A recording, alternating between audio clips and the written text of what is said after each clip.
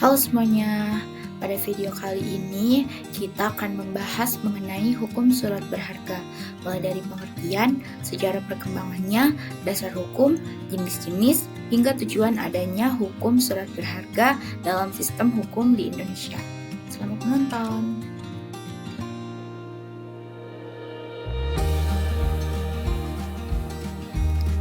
Apa itu hukum surat berharga? Surat berharga adalah dokumen tertulis yang mengandung nilai uang serta hak tagih, di mana hak tersebut hanya dapat dilaksanakan oleh pemegang surat itu sendiri. Secara yuridis, surat berharga bukan hanya kertas biasa, melainkan alat bukti hak kebendaan yang memiliki kekuatan hukum. Yang artinya, siapa yang memegang surat tersebut secara sah, dialah yang berhak melakukan pembayaran. Menurut Molengraf, surat berharga adalah alat bukti yang memberikan legitimasi kepada pemegangnya untuk menuntut haknya. Dan menurut Abdul Qadir Muhammad, surat berharga merupakan alat pembayaran selain uang tunai yang digunakan untuk memenuhi suatu prestasi berupa pembayaran sejumlah uang. Berdasarkan definisi tersebut, dapat disimpulkan bahwa surat berharga memiliki 3 fungsi utama, yaitu sebagai alat pembayaran, alat bukti hak tagih, dan alat pemindahan hak. Sejarah perkembangan hukum surat berharga. Di Tiongkok kuno dikenal konsep feiqian atau uang terbang, yaitu surat perintah pembayaran yang memungkinkan pedagang melakukan transaksi jarak jauh tanpa membawa uang logam. Lalu, dalam peradaban Islam, dikenal istilah sak, yaitu perintah bayar yang digunakan dalam jaringan perdagangan antar wilayah. Konsep inilah yang kemudian menjadi dasar berkembangnya cek pembayaran. Selanjutnya, memasuki Eropa abad pertengahan, praktik perdagangan internasional melahirkan Bill of Exchange atau Wesel melalui hukum kebiasaan pedagang yang dikenal sebagai Lex Mercatoria.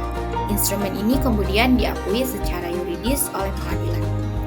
Di Indonesia, konsep surat berharga sendiri masuk melalui sistem hukum Belanda dan dikodifikasikan dalam Kitab Undang-Undang Hukum Dagang atau KUHD. Dasar hukum surat berharga. Hukum surat berharga di Indonesia memiliki dasar hukum yang kuat, antara lain 1.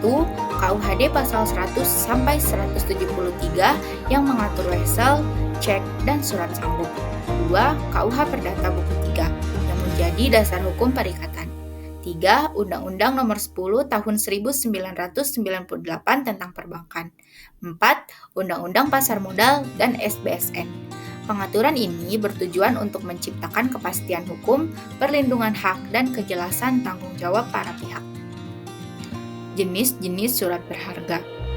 Surat berharga digolongkan menjadi 2, yaitu surat berharga klasik dan surat berharga modern. Dalam surat berharga klasik terdapat wesel, yaitu surat perintah membayar sejumlah uang, lalu ada cek, yaitu perintah nasabah kepada bank untuk membayar, dan surat sanggup atau promes, yaitu janji membayar sejumlah uang.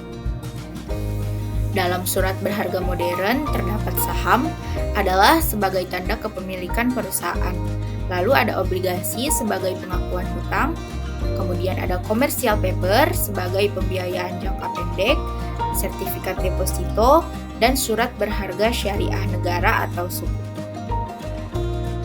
Pihak yang terlibat dalam hukum surat berharga. Dalam hukum surat berharga terdapat beberapa pihak penting, antara lain yang pertama penerbit, yaitu pihak yang menerbitkan surat berharga. Yang kedua pemegang, yaitu pihak yang berhak menagih. Yang ketiga tertarik atau paye. Yang keempat endorsan yang mengalihkan hak. Seterusnya akseptan yang menyetujui pembayaran. Avalis yang menjamin pembayaran. Fungsi dan peranan adanya surat berharga. Surat berharga memiliki 2 fungsi utama. Yang pertama fungsi hukum sebagai alat bukti dan perlindungan hukum. Yang kedua fungsi ekonomi sebagai alat pembayaran kredit dan investasi. Dengan adanya surat berharga, transaksi menjadi lebih aman, efisien, dan terpercaya tanpa harus membawa uang tunai. Tujuan adanya hukum surat berharga yang pertama menciptakan kepastian hukum, memperlancar kegiatan ekonomi, melindungi pemegang yang beretikat baik, mendorong stabilitas sistem keuangan, menyesuaikan hukum dengan perkembangan teknologi. Dapat disimpulkan bahwa hukum surat berharga merupakan bagian penting dari hukum dagang yang berfungsi untuk menjamin kepastian dan keamanan dalam transaksi ekonomi. Surat berharga tidak hanya berperan sebagai alat pembayaran, tapi juga sebagai alat bukti dan pemindahan naskah yang sampai hukum. Pengaturan surat berharga dalam KUHD dan perundang-undangan lainnya menunjukkan peran strategis dalam mendukung kegiatan perdagangan dan keuangan. Dengan adanya hukum surat berharga, hubungan hukum antar pelaku usaha menjadi lebih tertib, efisien, dan berkeadilan. Oleh karena itu, hukum surat berharga perlu terus dikembangkan agar tetap relevan dengan perkembangan ekonomi dan teknologi di era modern.